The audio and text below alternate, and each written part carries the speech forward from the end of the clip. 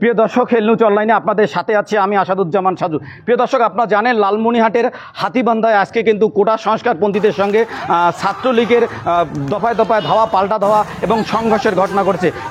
সেই সংঘর্ষের সময় যখন ছাত্রলীগ পিছু হটে মেডিকেলে আশ্রয় নেয়, ঠিক তখনই কিন্তু এই কোটা সংস্কারপন্থীরা হাতীবান্ধাতে স্বাস্থ্য কমপ্লেক্স আছে, সেই স্বাস্থ্য কমপ্লেক্সের উপর হামলা চালায়। সেই স্বাস্থ্য কমপ্লেক্সে গ্লাস সহ বিভিন্ন জিনিসপত্র ভাঙচুর করে। তালা লাগার কারণে কিন্তু আমরা ভেতরে প্রবেশ করতে পারিনি। তবে মেডিকেলের দায়িত্বশীল কর্মকর্তারা বলছেন মেডিকেলের ভিতরে ঢুকে ব্যাপক ভাঙচুর চালিয়েছে কোটা সংস্কারপন্থীরা। প্রিয় দর্শক, আপনাদেরকে জানিয়ে রাখি যে এই কোটা সংস্কারের দাবিতে যখন কোটা সংস্কারপন্থীরা মিছিল বের করে, ঠিক তখনই প্রতিরোধ গড়ে তোলে ছাত্রলীগ। ফলে মেডিকেল মোড় এলাকায় দফায় দফায় ধাওয়া পাল্টা দেওয়া সংঘর্ষ ঘটে।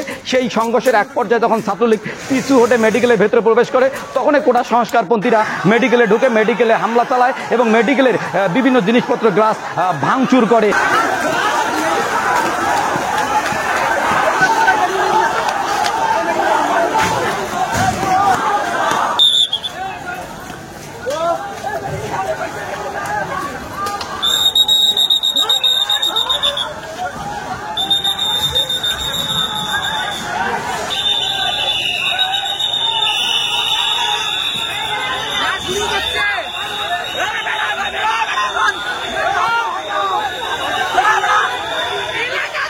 এই ছিল লালমনিরহাটের হাতীবান্ধায় আজকে কোটা সংস্কারপন্থীদের সঙ্গে ছাত্রলীগের ধাওয়া পাল্টা দেওয়া সংঘর্ষের সর্বশেষ খবর। আসাদুজ্জামান সাজু, এল নিউজ অনলাইন, লালমনিরহাট।